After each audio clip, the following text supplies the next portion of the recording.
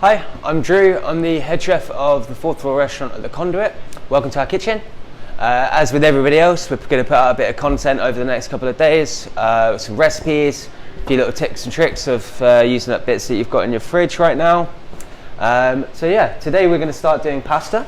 So here I have 180 grams of double O flour. You can use strong bread flour as well if you don't have double O. Just tip it out onto your bench. Going to make it in a nice little well here. And all we need for equipment here is your fork and your hands. So in here I've got 110 grams of egg yolk. You can adjust those as you like. You're more than welcome to add a bit of egg white or a little bit of olive oil if you want. It depends on what kind of pasta you want to have. This will create quite a firm pasta though. So with the fork, we're just going to start working in from the outside a little bit of the flour, bit by bit, so it starts to make a paste. I was having a discussion with a lot of our Italian chefs and they were telling me that you should never put salt in your pasta as it will make it go brown very quickly. You should just salt your water for the pasta. So I've taken their advice and that's what we're going to do, and that's what I'm going to show you today. So as you see, it's just starting to thicken up a little now. Getting nice and smooth. I'm just going to bring in more of the flour. It's important to do this bit by bit because the flour might be a little bit drier or the humidity might be a little bit lower or higher in the room. So you might not need all of the flour or all of the eggs. So you just try and bring that in to create a nice dough. Now we get into this kind of stage where it's all coming together. It's like a little dough now. That's where you're going to get your hands in.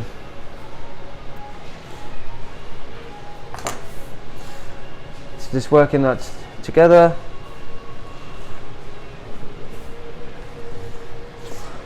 One of the best things about showing you a recipe like this right now is it takes a bit of time, so it'll keep you busy while we're all sat at home.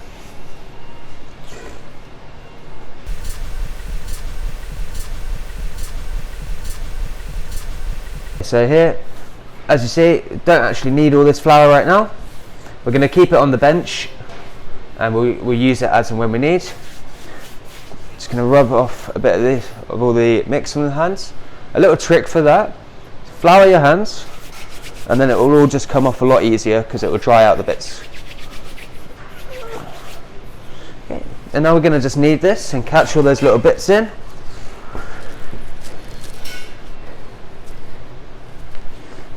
I'm only making a small dough today just so I can show you quickly.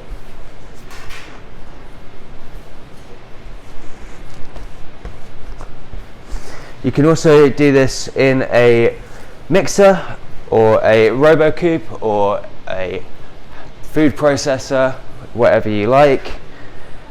I like to do it by hand because it takes a bit of time. It feels like you put a little bit more love into it and you get a little bit of a nicer product. So here, as you see, I've got the dough come together, but it isn't very elastic yet. You want to have some elasticity so that when you bite it and you've got the cooked pasta, it'll have a nicer texture and a nicer bite to it and a nicer mouthfeel. If you tried to roll this out right now, you're not going to get anywhere. It's all just going to crumble up. So what we need to do now is work the gluten.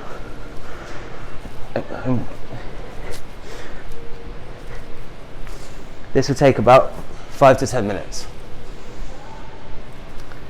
To knead, as you can see, I'm just using one hand, sometimes two. I'm kind of just pushing it out and then folding it back on itself.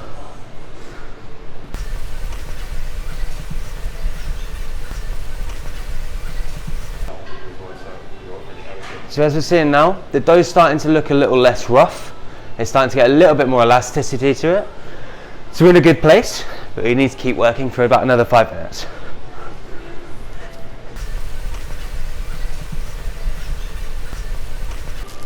So this kind of amount would be good for one person for a decent meal. Probably give you a few leftovers as well. You can just scale this up and down as you require. It will work if you've only got plain flour left, but it won't be the best pasta dough you've ever had.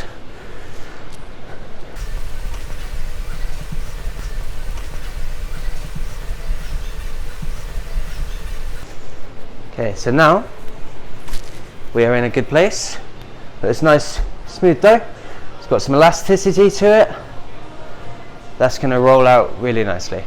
So now all I'm going to do is I'm going to put this into an airtight container, not cling film because we don't use that here, and let it rest for up to an hour, and then we're going to roll it out. So the pasta's been chilling for an hour now. It's going to give it a little knead just so it becomes a little bit more workable. It's firmed up a little. You can tell that the gluten has relaxed a bit. It's nice and pliable. Okay.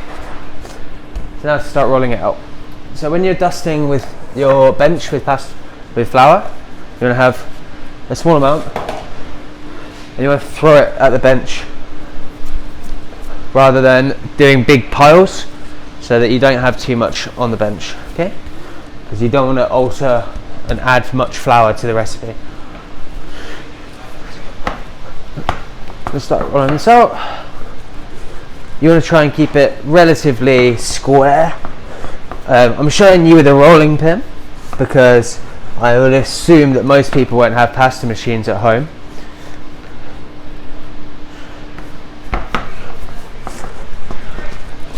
Okay.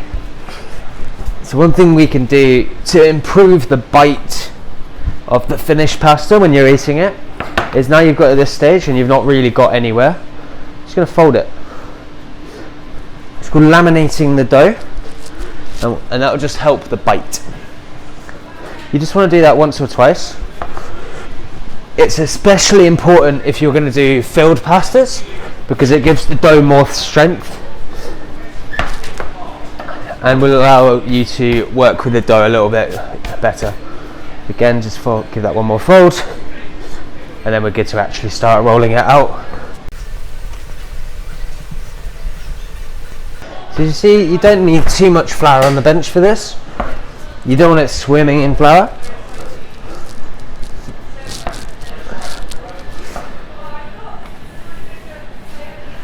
But you do want to get it nice and thin.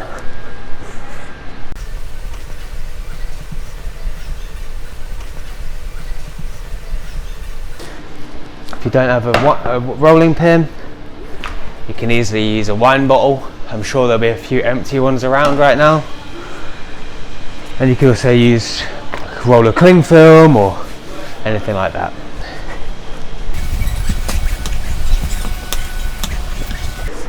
When you're rolling, you need to apply a fair bit of pressure to get the thickness that you want.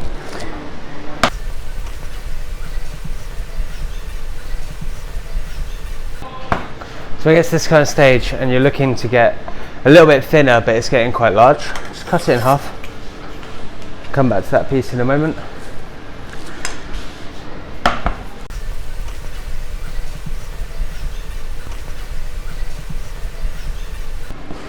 Okay, so in terms of thickness, you're looking for something like that, where you can just start to see your fingers through the pasta. If you like it thinner, then cut it thinner. Roll it thinner, sorry. If you like it a bit thicker, a bit more bite to it, leave it thicker. So I've just rolled that up, making sure that it's a bit dry and nice and floured. The reason that we do that is so that you can cut it nice and easily. Just going to trim off these ends. These we can put into a soup. For example, instead of having noodles in your chicken noodle soup, you can save up these little pieces here and they can just go through it instead. So it's all just rolled up, and then to cut it into different shapes and sizes. So for example, for linguine, you go in that kind of size.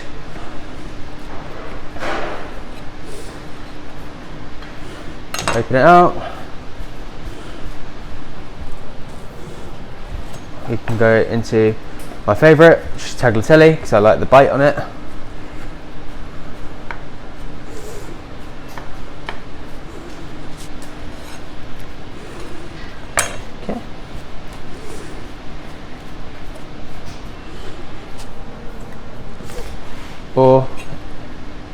pappardelle.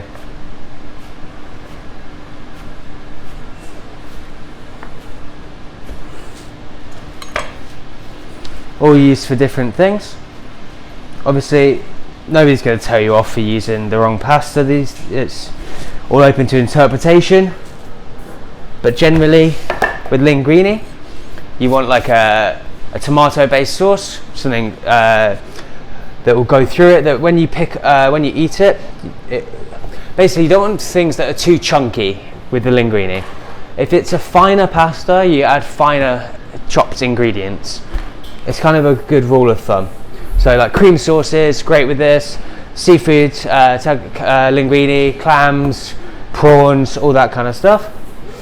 Tagliatelle, I mean, what's greater than a little ragu through tagliatelle, especially around these days. You can do vegetable ragus, or lamb ragu, or beef, or whatever you've got. Meat's a bit scarce at the moment, obviously, and we should be reducing our meat consumption. I'll be posting a vegetable ragu recipe that if some of our guests might have had in the restaurant over the past few months through.